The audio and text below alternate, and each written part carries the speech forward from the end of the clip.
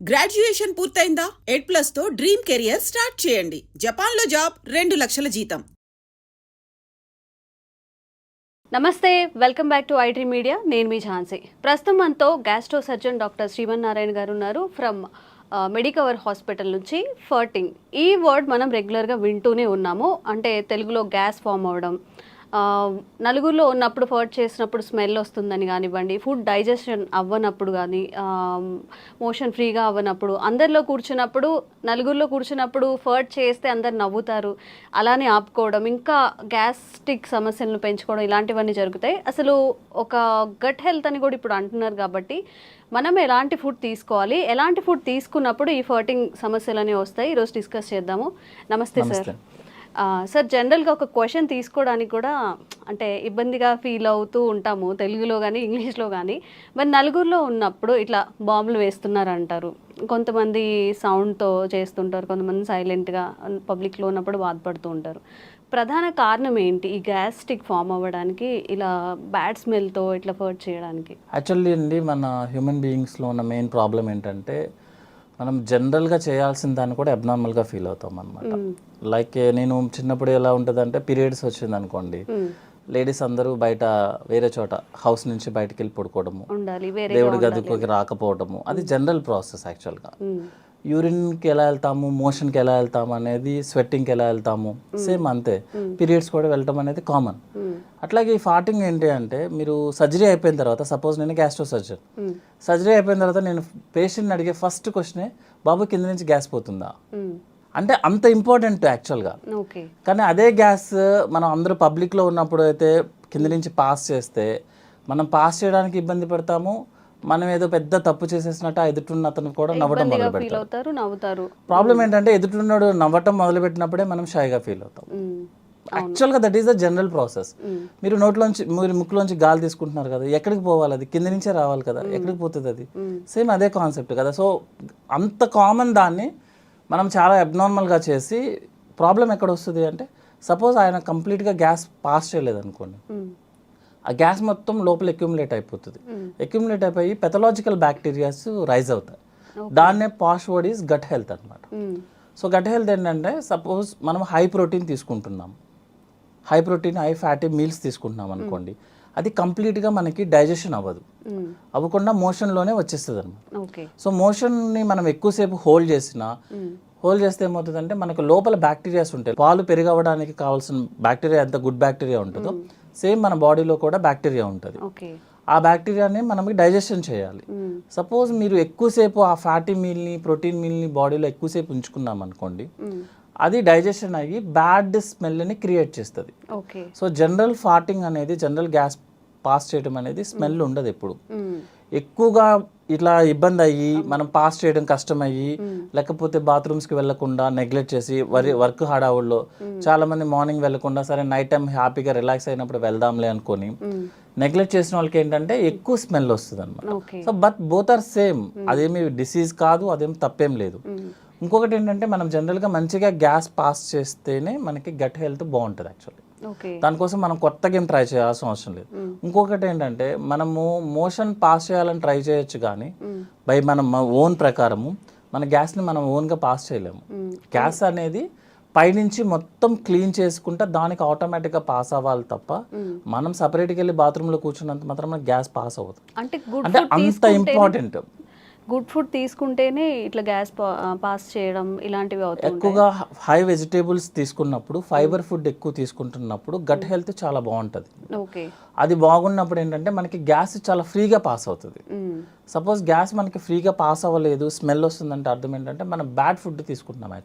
Bad food అంటే like fatty food, high fatty food, ఎక్కువ oil use చేయడము, ఎక్కువ ప్రోటీన్స్ తీసుకోవడం వల్ల మనకు ఫార్టింగ్ స్మెల్ వస్తుంది. But passing of gas is very important. అందరిలో కామన్ గా ఉండాలి అంటారా ఈ ఫార్టింగ్ అనేది? ఫార్టింగ్ అనేది కాదండి, మనకి యాక్చువల్గా ఏంటంటే రోజుకి ఒకసారి మోషన్ పాస్ చేయాలి కదా. ఇప్పుడు మన పెద్దవాళ్ళని ఎవరైనా అడిగామనుకోండి, ఏంటి కొంచెం ఇబ్బందిగా ఉన్నా అంటే, ఈ రోజు మోషన్కి వెళ్ళలేదు బాబు అందుకే ఇబ్బంది ఉన్నది. మోషన్ మనకి యంగ్ పీపుల్ మనం ఒక రోజైనా పాస్ చేయకపోతేనే మనం చాలా అన్ఈజీగా ఉంటుంది. మీరు ఎంత ఫుడ్ తినండి, ఎంత పెద్ద కంపెనీస్లో ఉండండి, అయినా సరే మీకు మార్నింగ్ వెళ్ళలేదు అనుకోండి, యూ ఫీల్ లైక్ అసలు మీరు ఇబ్బంది ఉన్నట్టు అనమాట. అంటే మీరు ఉన్నట్టే ఫీలింగ్ రాదు, అవును. ఆకలి వేయదు. మోషనే అంత ఫీలింగ్ ఉంటే గ్యాస్ పాస్ చేయడం అనేది ఇంకా very important actually. Okay. So gas కింద నుంచి పాస్ చేయడం అనేది చాలా ఇంపార్టెంట్, దాన్ని అవాయిడ్ చేయాల్సిన అవసరం లేదు. ఇంకోటి ఏంటంటే మనం ఎవరి కోసమో మన యూరిన్ పాస్ చేయడం ఆపేసిన, గ్యాస్ పాస్ చేయడం ఆపేసిన, ఇట్ విల్ బ్లాక్ అయినప్పుడు మన పేగంతా ఉబ్బిపోతుంది లోపల. ఓకే. సో నెక్స్ట్ ఏంటంటే మూమెంట్ అనేది పైనుంచి కిందకు ఉండాలి. మీరు గ్యాస్ కింద నుంచి వస్తుంది, మీరు ఆపేశారు, గ్యాస్ కింద నుంచి పైకి తంతుంది. Okay. So moment will be become abnormal అయిపోతుంది అనమాట. సో అది గ్యాస్ట్రిక్ సమస్యలు వస్తాయి దాని వల్ల కూడా. ఫ్యూచర్లో ఏమవుతుంది అంటే మన పెద్ద పేగ అంతా ఉబ్బిపోతూ ఉంటుంది అనమాట గ్యాస్తో, దాని మూమెంట్స్ ఆగిపోతాయి అనమాట. ఓకే. సో గ్యాస్ పాస్ చేయడం అనేది వెరీ నార్మల్, అది పాస్ చేయాలి కూడా యాక్చువల్లీ. సార్ జనరల్గా ఏదైనా ఒక ఇష్యూ తీసుకున్నప్పుడు అస్సలు మోషన్ ఫ్రీగా అవ్వకపోవడం, ఫర్టింగ్ రాకపోవడం అది కూడా డేంజరస్. అండ్ అలాగే ఎక్కువగా ఫర్ట్ చేస్తూ ఉంటారు.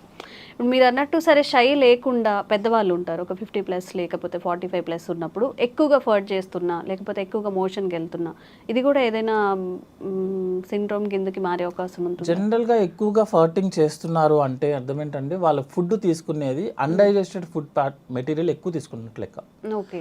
లైక్ కార్బోహైడ్రేట్ డ్రింక్స్ తీసుకోవడం కానీ, లేకపోతే మన protein high protein non vegetarian ఎక్కువ తీసుకోవడం కానీ, ఆయిలీ ఫుడ్ ఎక్కువ తీసుకోవడం కానీ, వెజిటేబుల్స్ తగ్గించుకోవడం కానీ జరిగితే ఏమవుతుందంటే మనకి లోపల మోషన్ బ్లాక్ అయి ఉంటుంది అనమాట.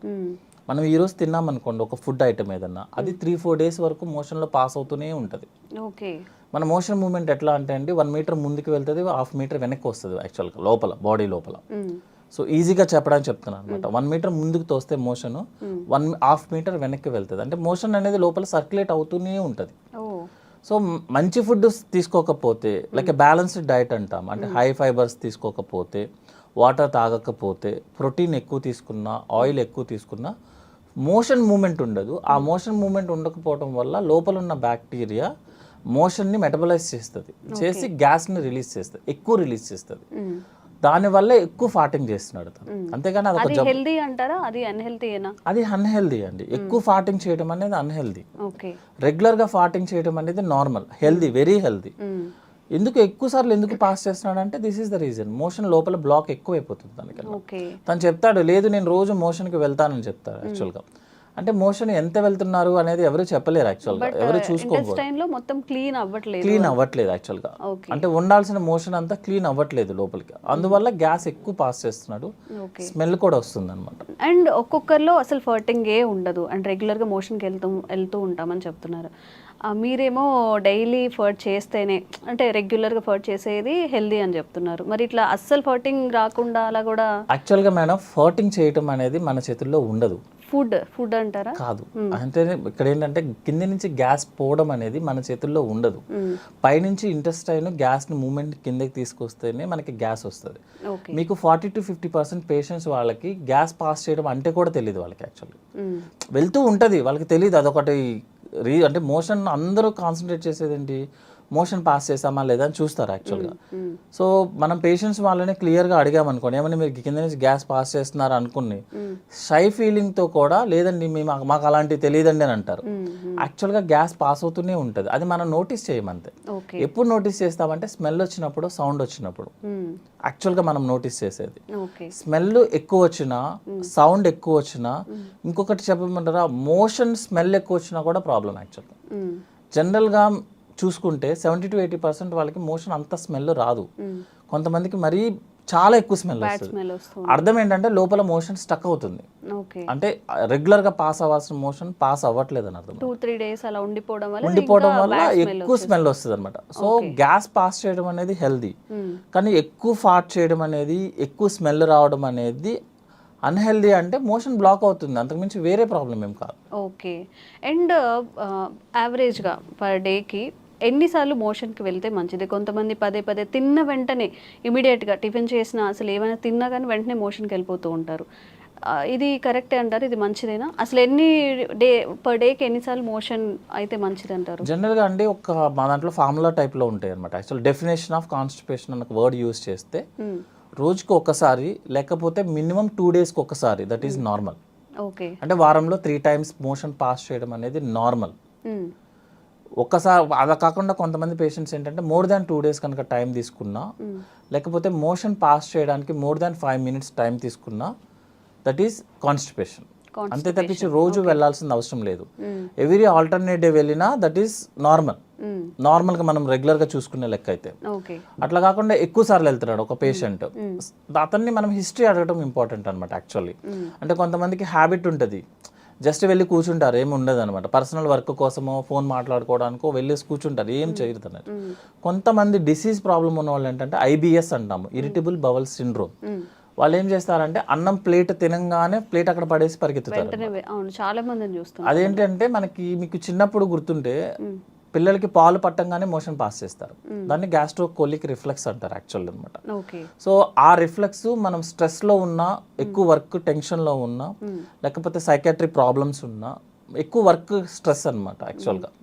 దిస్ వైట్ కాలర్ ఎంప్లాయీస్ ఉంటారు కదా, కనిపించిన స్ట్రెస్ ఉంటుంది, బయటికి సూటుబూటు ఉంటాము బట్ మైండ్ అంతా స్ట్రెస్లోనే ఉంటారు, వాళ్ళకి ఎక్కువ వస్తుంది అనమాట.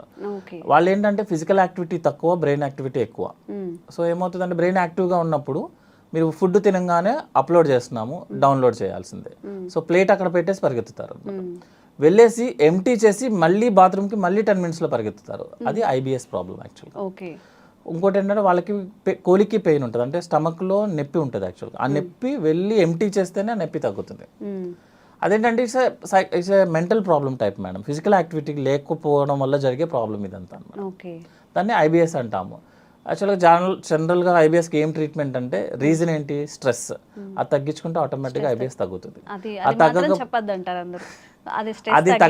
అది తగ్గకపోతే మీరు ఎన్ని మెడిసిన్స్ వాడండి, ఎన్ని కొలనోస్కోపీలు చేయించుకోండి, మీరు ఏమైనా చేయండి, సైకాట్రిస్ట్ దగ్గరికి వెళ్ళి ఎంత ఖర్చు పెట్టండి, మీకు ఆ ప్రాబ్లం తగ్గదు. ఎందుకంటే ప్రాబ్లం వచ్చింది దేనివల్ల, మెంటల్ యాక్టివిటీ, స్ట్రెస్ ఎక్కువ అవడం వల్ల. మీరు అది తగ్గించుకోకపోతే ఈ ప్రాబ్లం తగ్గదు. మీరు చాలా మంది చెప్తారు ఇన్ని కొలనోస్కోపీలు చేసాం సార్ ఏమీ కనిపించలేదంటే, ఏమీ కనిపించదు. దానివల్ల కొన్ని కండిషన్స్ ఉంటాయండి యాక్చువల్గా. టెస్టుల్లో ఏవి కనిపించకపోతేనే దాన్ని ఆ ప్రాబ్లం అంటారు. మీకు టెస్టులన్నీ నార్మల్ వస్తాయి కానీ పేషెంట్కి IBS. అదే IBS అంటే ఏంటంటే టెస్టులన్నీ నార్మల్ వస్తే పేషెంట్ కంప్లైంట్ చెప్తాడు, that is irritable bowel problem. Okay. And ఇప్పుడు మన గట్లో అలా మీరు అన్న 2-3 days స్టోర్ అవ్వకుండా ఏ రోజుకి ఆ రోజు మోషన్ పాస్ అవ్వాలి అంటే అట్లీస్ట్ ఫుడ్లో కానీ వాటర్లో కానీ ఎలాంటి చేంజెస్ చేసుకుంటే? జనరల్గా 3 to 4 liters వాటర్ తీసుకోవాలండి. 30 minutes వాకింగ్ చేయాలి యాక్చువల్గా, ఫిజికల్ యాక్టివిటీ చేయాలి వాకింగ్ లాగా. వాకింగ్ అంటే ఫోన్ పట్టుకొని కాదు, మనం వాకింగ్ చేసుకుంటే బెటర్, పీస్ఫుల్గా అన్ని ఫీల్ అవుతూ నడుస్తున్నామని అని ఒకే పేస్లో చేసుకుంటా వాకింగ్ చేయాలి. చాలా మంది ఏం చేస్తారంటే 10 minutes చేసి 10 minutes రిలాక్స్ అయ్యి 10 minutes అట్లా కాదు, కంటిన్యూస్ 30 minutes వాకింగ్ చేయాలి, 3 to 4 liters వాటర్ తీసుకోవాలి. నెక్స్ట్ ఏంటంటే మన బ్యాలెన్స్డ్ డైట్ అంటాము, అంటే 60% కార్బోహైడ్రేట్స్ ఉండాలి, 20% ఫ్యాట్ ఉండాలి, 20% ప్రోటీన్ ఉండాలి. కార్బోహైడ్రేట్స్లో మోర్ ఏంటంటే వెజిటేబుల్స్ ఉండాలి యాక్చువల్గా, more fibre diet, you will pass by motion normally. ఫాటింగ్ కూడా రెగ్యులర్గా ఫాట్ అయిపోతూ ఉంటుంది, స్మెల్ ఉండదు, ఏమి ఇబ్బంది ఏం రాదు. Okay sir, thank you.